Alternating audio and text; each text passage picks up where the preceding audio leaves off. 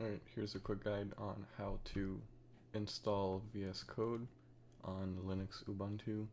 First thing you need to do is download the .deb 64-bit, unless you're using a different processor. In most cases, it's going to be a 64-bit deb that you want to download. Once that's done, you can run sudo dpackage-i on the file that's been downloaded. So just like that.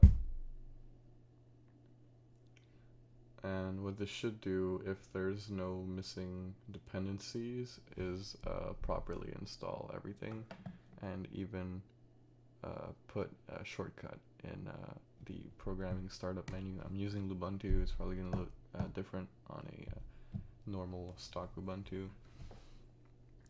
Once it's installed, though, you can use it for pretty much anything. For example, run code in the present directory and it'll launch a new window, and from there you can just start using Visual Studio Code.